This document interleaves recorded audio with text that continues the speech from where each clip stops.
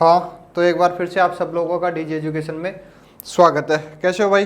ठीक हो? चैप्टर बढ़िया चल रहा है? याद हो रहे हैं कि नहीं हो रहे? दुर्ग माना याद करने वाली चीज़ें ज़्यादा हैं, लेकिन याद तो करना ही पड़ेगा ना, छोड़ नहीं सकते। एक दो प्रश्न यहाँ से बनते ही हैं। अपन ने अब तक चित्तौड़गढ़ दुर्ग की बात कर ली है और शायद कुंभलगढ़ दुर्ग की बात कर ली है। आज अपन आगे चलेंगे। कौन सा ले बताओ? गागरोन ले ले, छोटा सा है और ज़्यादा कुछ है भी नहीं, 5-7 लाइनें हैं, हो जाएंगी। तो करे शुरू। कोई दिक्कत थोड़ी है किसी को। मैं कहता हूँ बार बार, कोई भी दिक्कत हो तो नीचे कमेंट कर दिया करो। याद करने में समस्या आ रही है या और कोई भी समस्या हो तो अपन क्या कर लेंगे, समाधान कर लेंगे। ठीक है, शुरू करें। तो ये अपना क्या है, डीजे एजुकेशन। बताने की जरूरत है क्या क्या करना है? सब्सक्राइब करना है। ठीक है, तो आगे चलो। लिखो आज क्या लिखो? गागरोन दुर्ग लिखो। तीसरा है लिखो गागरोन दुर्ग। गागरोन दुर्ग एक बार रिवाइज करवा दूं क्या आप लोगों को? कुंभलगढ़ दुर्ग। ठीक है, थोड़ी चीजें ज्यादा थी इसमें। एक बार ये हटाओ, लिखो मत, इसको हटा दो। एक बार इसको रिवाइज कर लेते हैं। एक बार एक चीज और याद आ गई, वो और लिखवा देता हूं आप लोगों को। पहले तो बताओ कुंभलगढ़ दुर्ग है कहां पर? तो कहां पर है? राजसमंद में है। निर्माता कौन है? महाराणा कुंभा है। इंजीनियर कौन है? मंडन मिश्र है। फिर उपनाम बताए थे इसके, 3-4 बताए थे, ज्यादा नहीं बताए थे। एक तो मेवाड़ शासकों की संकटकालीन राजधानी, मेवाड़ मारवाड़ का सीमा प्रहरी, और एक लिखवाया था ग्रेट वॉल ऑफ इंडिया। वो दीवार है एक 36 किलोमीटर लंबी। क्यों कहते हैं? चाइना के बाद में दूसरा नंबर अपना ही है, इसलिए कहते हैं। फिर बाद में इसमें विशेष की मैं बात करूं तो एक तो कटारगढ़ महल था, सबसे पहले वही लिखवाया था। इसमें 3-4 बातें लिखवाई थी। एक तो इसे मेवाड़ की आंखें कहते हैं। फिर दूसरा दो तीन बात और थी। एक तो ये कुंभा का निवासी स्थान था। दूसरा उदय सिंह था ना, उसका राज्याभिषेक भी यहीं हुआ था। और सबसे इंपॉर्टेंट बात, जो अपने महाराणा प्रताप है उनका जन्म कटारगढ़ में ही हुआ था। डेट आप लोगों को जो है याद रखनी थी। क्या थी? 9 मई 1540। कितनी थी? 9 मई 1540। यही थी ना? बताओ कमेंट बॉक्स में सारे। ये 4 बातें किसके बारे में थी? कटारगढ़ के बारे में थी। फिर बाद में सेकंड बात करें तो जालीबाग बावड़ी थी। फिर मामा देव के कुंड थे। एक उड़ना राजकुमार की छतरी थी। ये सारी बात समाप्त हो गई। फिर दुर्ग की लंबाई चौड़ाई की बात करूँ तो 36 किलोमीटर है ही, और ऊंचाई के बारे में बात करूँ तो अबुल फजल का कथन है, क्या यह दुर्ग इतनी बुलंदी पर है कि नीचे से ऊपर देखे तो सिर पर रखी पगड़ी नीचे गिर जाए। स्टार मार्क लगा लेना, यहाँ से प्रश्न बनता ही बनता है। और एक अपने जो कर्नल जेम्स टोड हैं, उन्होंने भी इस दुर्ग के बारे में कहा है कि यह एस्ट्रुक्सन दुर्ग है या एट्रुस्कन क्या है, दुर्ग है। ये सारी अपन ने कुंभलगढ़ दुर्ग के बारे में बात की। कल मैं जब पुराने पेपर देख रहा था कि आप लोगों को ये दुर्ग कंप्लीट हो जाएगा तो दुर्ग के जो MCQ हैं वो करवाएंगे, तो वहाँ एक प्रश्न मिला मेरे को कि जो अपने कविराज श्यामल दास हैं, एक व्यक्ति है महान साहित्य में, इनकी बात करेंगे। इन्होंने एक पुस्तक लिखी है वीर विनोद। उसमें कहा गया है कि जो मेवाड़ के 84 दुर्ग हैं उनमें से 32 दुर्गों का निर्माण महाराणा कुंभा ने करवाया है। मैं सोच रहा था कि इस बात को अपन साहित्य में लिखें, लेकिन यहाँ दुर्ग चल रहे हैं तो यहाँ लिखा दूं तो मेरे हिसाब से आप लोगों को चीज याद रह जाएगी, क्योंकि दुर्ग पढ़ रहे हैं साथ के साथ में चीजें याद हो जाएंगी। तो एक लाइन वो जो है कुंभलगढ़ दुर्ग में वो लिख लो। स्टार मार्क करके क्या है लिखना है, लिखो। नोट लगा के भी लिख सकते हो आप, लिख लेना। या साथ के साथ पढ़ रहे हैं तो याद हो जाएगी। लेकिन वैसे कुंभलगढ़ अपना पूरा हो गया। इस बात जो पढ़ेंगे वो साहित्य में भी अपन पढ़ेंगे। तो एक बार लिख लो, ये कविराज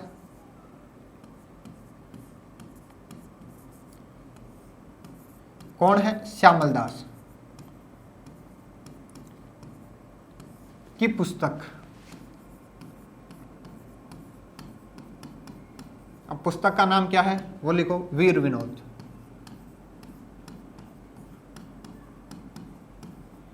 वीर विनोद के अनुसार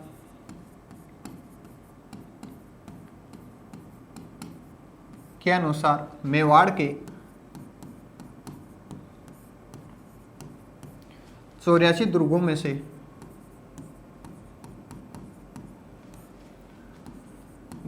से 32 दुर्गों का निर्माण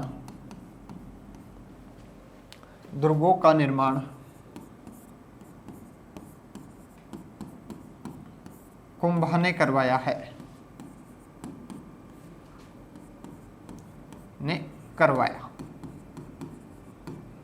ठीक है, ये थोड़ा ध्यान रखना। अपन जब साहित्य पढ़ेंगे उसमें पढ़ेंगे, ये बात अंडरलाइन कर लेना। 84 में से 32 दुर्गों का निर्माण किसने करवाया है? कुंभा ने करवाया है। एक दो उदाहरण लिखना चाहो तो लिख लो एग्जाम्पल के तौर पर। पहला उदाहरण तो अपन ने पढ़ ही लिया, कुंभलगढ़, इसमें कोई दिक्कत है क्या? तो लिखो कुंभलगढ़, कुंभलगढ़ हो गया। एक इन्होंने बनवाया है अचलगढ़, बात करेंगे आराम से करेंगे डीप से। अचलगढ़ हो गया। एक लिखना चाहो तो लिख लो बसंतगढ़, और एक लिखना चाहो तो वो लिख लो मचान। बस इतने खूब है, यहाँ से प्रश्न बन जाएगा। ऐसे मान लो कभी प्रश्न पूछ ले, निम्न में से किन दुर्गों का निर्माण महाराणा कुंभा ने करवाया है, या किसका निर्माण महाराणा कुंभा ने नहीं करवाया, तो ये ध्यान रखना। कुंभलगढ़ तो पता ही है कहाँ पर है, राजसमंद में, ठीक है। ये लिख के छोड़ रहा हूँ, राजस्थान मत कर लेना, ठीक है। फिर बाद में ये तीनों में बात करूँ तो ये है सिरोही में। वैसे दो और बनते हैं, एक बैराट और एक शायद भोमट, वो भी लिखना चाहो तो लिख लो, बैराट और भोमट, ये भी नीचे लिख लेना। ये पहला, दूसरा, तीसरा, चौथा, पांचवा, 6 दुर्ग, बस। इनके अलावा कुछ याद नहीं करना दुर्गों में कुंभा के लिए तो। और कुंभा की बहुत सारी बातें हैं, विद्वान था ये व्यक्ति, यहाँ से प्रश्न बनते ही बनते हैं महाराणा कुंभा से।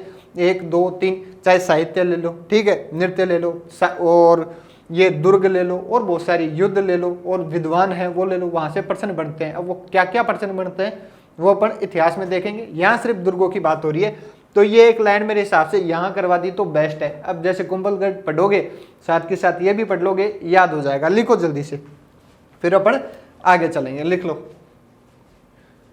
ध्यान रखना भाई, कविराज श्यामल दास जी हैं, जिनकी पुस्तक है वीर विनोद, इंपॉर्टेंट है, ये कई बार प्रश्न पूछा गया है। वीर विनोद जो किताब है उसके लेखक कौन है? कविराज श्यामल दास है। इनकी बात करेंगे आराम से, ठीक है। ये RS मेंस का प्रश्न भी बनता है, वीर विनोद। जब साहित्य पढ़ेंगे तो आराम से करेंगे, डीप में बात करेंगे। अभी इतना याद कर लो, ये लाइन 84 में से कितने दुर्गों का निर्माण करवाया? 32 दुर्गों का निर्माण करवाया। किसने करवाया? कुंभा ने करवाया। उदाहरण के तौर पर 4-5 है। कुंभलगढ़ पूरा पढ़ लिया, अचलगढ़ 2-3 लाइन है जो अपन आगे चल के पढ़ेंगे। बसंतगढ़ में कोई लाइन नहीं है, सिर्फ इतना लिखना है सिरोही। मचान में कोई लाइन नहीं है। बैराट और भोमट भी लिखना चाहो तो लिख लो। लिख लिया, चले अब आगे। कंप्लीट है ये कुंभलगढ़ आप लोगों का, कंप्लीट यानी कुंभा जी कंप्लीट। तो चलिए भाई आगे चलिए। अब तो तीसरा, पहला, दूसरा, तीसरा लिखो गागरोन।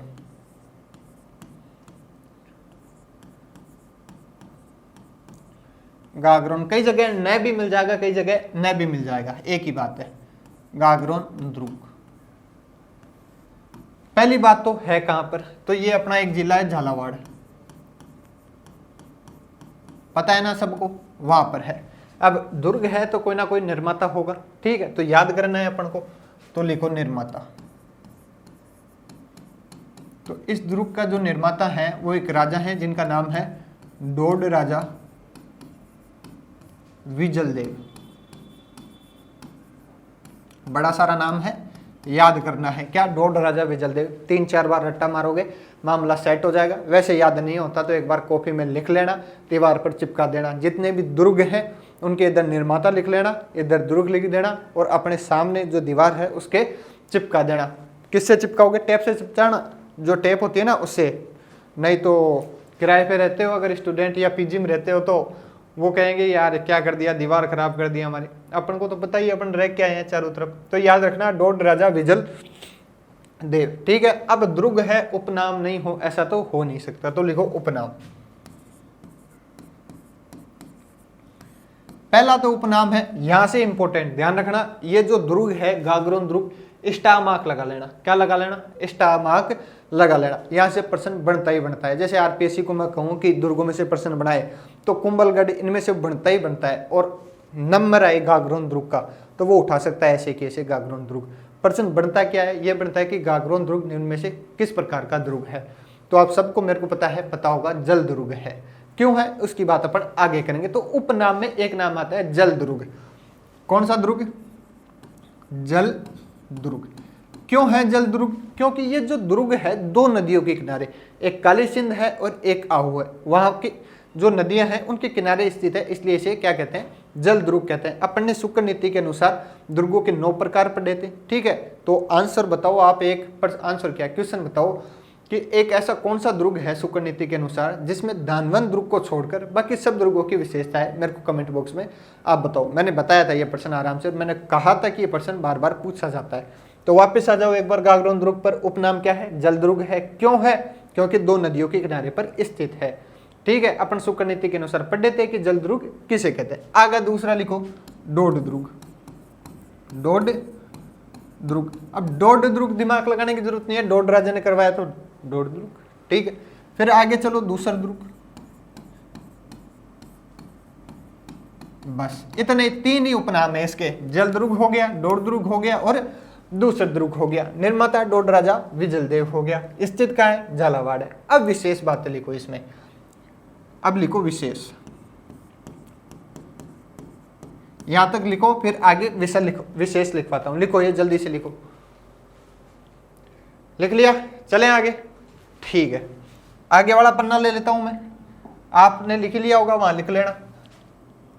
ये लो विशेष। विशेष में पहले नंबर पे लिखो, यह दुर्ग। कौन सा दुर्ग? झालावाड़ दुर्ग। यह दुर्ग काली सिंध,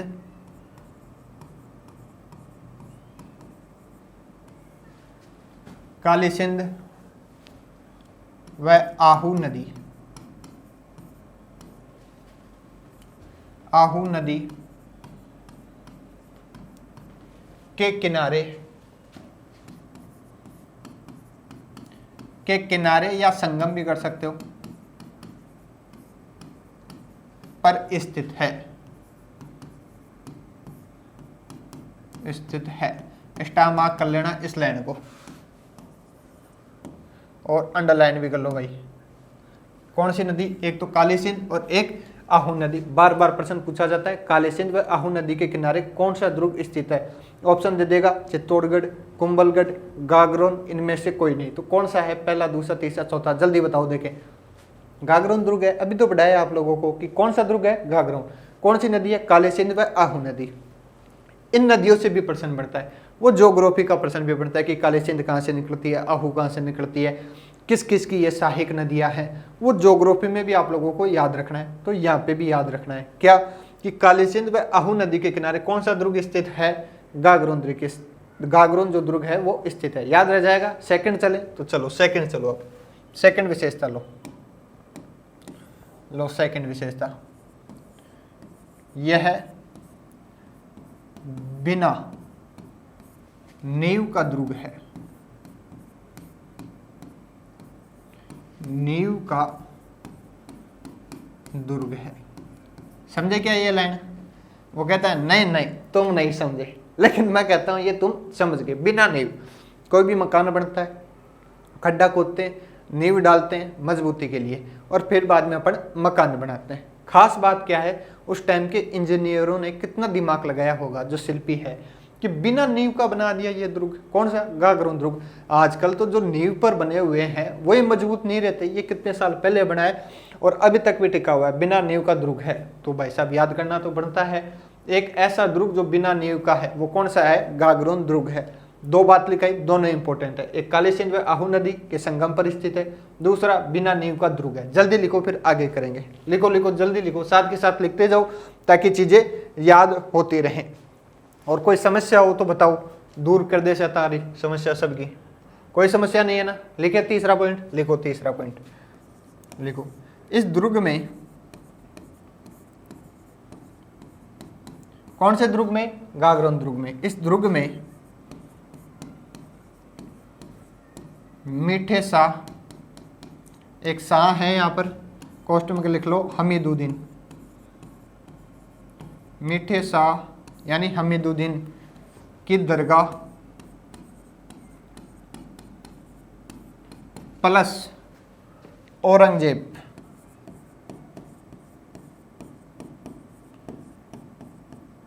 द्वारा बनवाया गया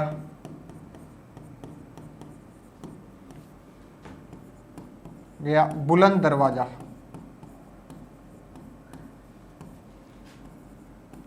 बुलंद दरवाजा स्थित है। क्या है? स्थित है। गौर से पढ़ो एक बार इस लाइन को, लिखो मत, पेन कॉपी छोड़ो, पढ़ो इस लाइन को। क्या इस दुर्ग में यानी गागरोन दुर्ग में मीठे शाह, कौन सा शाह? मीठे शाह, जिनका वास्तविक नाम हमीदुद्दीन भी है, ठीक है, की दरगाह, मतलब इस दुर्ग में एक दरगाह भी है। फिर दूसरा बात, औरंगजेब द्वारा बनवाया गया बुलंद दरवाजा है। अभी पीछे शायद कोई एग्जाम लगी थी, शायद ग्राम सेवक पटवारी या जो मास्टरों की एग्जाम लग रही है उनमें एक प्रश्न पूछा गया था कि मीठे शाह यानी हमीदुद्दीन व औरंगजेब द्वारा बनवाया गया बुलंद दरवाजा किस दुर्ग में स्थित है? तो कौन से दुर्ग में स्थित है? गागरोन दुर्ग में स्थित है। देखो मेरी बात सुनो, मैं आप लोगों को जो भी चीज़ लिखवा रहा हूँ ना, वो वही लिखवा रहा हूँ जो एग्जाम में पूछी जा सकती है या पूछी गई है। मैं फालतू की चीज़ें आप लोगों को नहीं लिखवा रहा, इस कारण जब आप मेरे नोट्स पढ़ोगे वो कम मिलेंगे आप लोगों को दूसरों की तुलना में। इसके पीछे का कारण एक ही है, मेरा मानना यह है कि कोई आप 4-5 किताब पढ़ के 10 के से 10% करते हो तो वो गलत है। क्योंकि आप देखो, एक किताब पढ़ के जैसे मैं जो भी लिखाऊंगा आप लोगों को, उसमें 10 में से आप 8% ईजिली कर लोगे, 2 नहीं भी करो तो मामला चल जाएगा। लेकिन आप सोचो, कहीं से आप 4 किताबें पढ़ के 10% कर रहे हो या एक किताब पढ़ के 8% कर रहे हो, सही कौन सा सही है बताओ? आज के टाइम में स्मार्ट तरीका, जो स्मार्ट तरीका होता है ना, वो अपनाने का ज़माना है। तो स्मार्ट अपनाओ और अपना टाइम बचाओ और जल्दी से जल्दी नौकरी लग के यहाँ से निकलो, दूसरे का नंबर आने दो, ठीक है?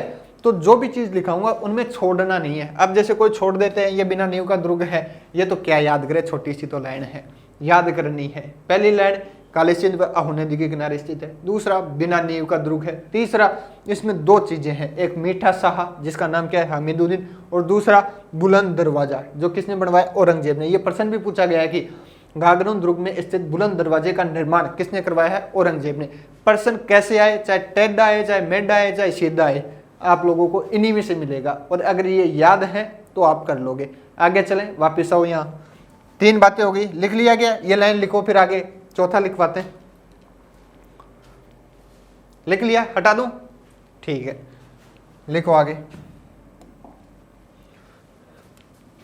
कितनी 3 हो गई थी? एक सेकंड, चौथा लिखो। 1423 में इस दुर्ग पर मांडू शासक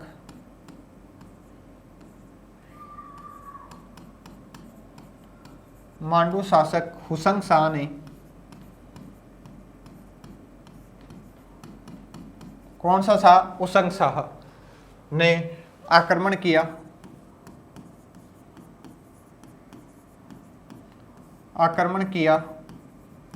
जिसमें अछल दास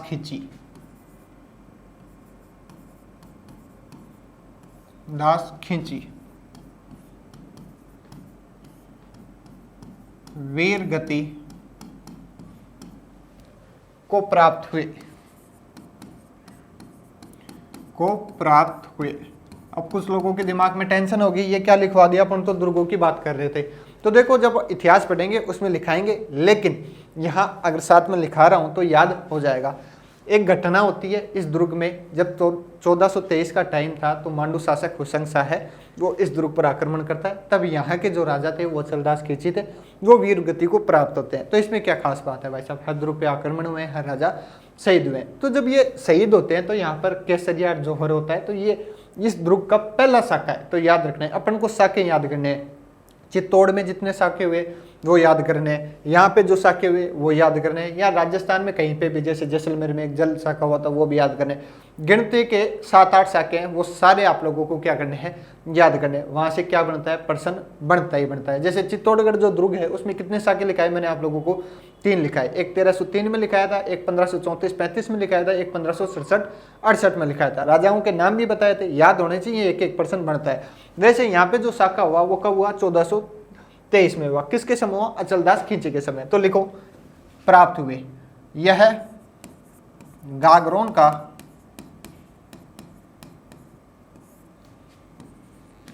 प्रथम साका था,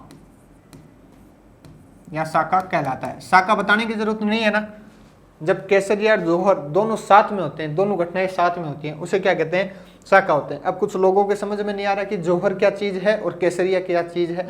तो जब अपने जो सैनिक थे राजस्थान के, जब युद्ध में जाते थे, उन्हें लगता था कि अब अपनी जीत नहीं होने वाली है, ठीक है, वीर भोग्य वसुंधरा वाली स्थिति आ गई है, तो वो अपने पीले वस्त्र पहन के युद्ध में कूद जाते थे कि या तो अब इस पार या फिर इस पार। तो वो घटना तो क्या कहलाती है, केसरिया कहलाती है। और जो महिलाएं हैं उनको लगता है कि अब हमारे जो पति देव हैं वापस अपने घर पे नहीं आने वाले हैं, तो वो अपनी आन बान शान के लिए अग्निकुंड में, जो अग्निकुंड है उसमें कूदती थी। इस घटना को जौहर कहते हैं। और जब ये दोनों घटनाएं साथ में होती थी, ठीक है, उस घटना को क्या कहते हैं, शाखा कहते हैं। RS मेंस का प्रश्न बनता है यहाँ से, लेकिन RS मेंस अपन दे नहीं रहे, अपन क्या दे रहे हैं, ऑब्जेक्टिव टाइप। तो वहां से प्रश्न बनता है कि गागरुन दुर्ग का प्रथम शाखा किसके समय हुआ, अचलदास खिची। अंडरलाइन कर देता हूं मैं, याद रखने वाली चीजें हैं ये, अचलदास खिची ध्यान रखना। दूसरा 1423 और तीसरी मांडू शासक ध्यान रखना, कौन है, उसंगसा। ये सारी बातें आप लोगों की कॉपी में अंडरलाइन होनी चाहिए, याद होनी चाहिए, ठीक है। वैसा अब होता क्या है कि एक प्रश्न और बनता है इस पूरे सिस्टम से। एक किताब पुस्तक है, बुक है, अचलदास खिचीरी वचनिका। जब अपन साहित्य पढ़ेंगे आराम से, नहीं करता, 50-60 साहित्य की जो किताबें हैं उनके नाम लिखेंगे। उनमें एक किताब है अचलदास खिचीरी वचनिका, जिसके लेखक शिवदास गार्डन है। उस पुस्तक में इस युद्ध की जानकारी मिलती है। तो वो जानकारी मिलती है तो मिलती है अपने क्या काम की, RPSC वहां से प्रश्न पूछती। अपना काम यह है याद करना। RPSC प्रश्न पूछती है कि गागरोन दुर्ग पर हुए आक्रमण की जानकारी किस पुस्तक से मिलती है, तो वो इनके नाम पे ही, अचलदास जो खिची है ना, इनके नाम पे लिखी हुई है, अचलदास खिचीरी वचनिका। फिर प्रश्न पूछती है उस किताब के लेखक कौन है, तो शिवदास गार्डन है। तो लिखो, इस स्टार मार्क करके लिखना है, यहां से 4-5 बार प्रश्न बन चुका है। इस युद्ध की जानकारी अचलदास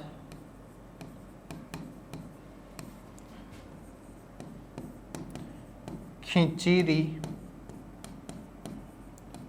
वचनिका नामक पुस्तक में मिलती है।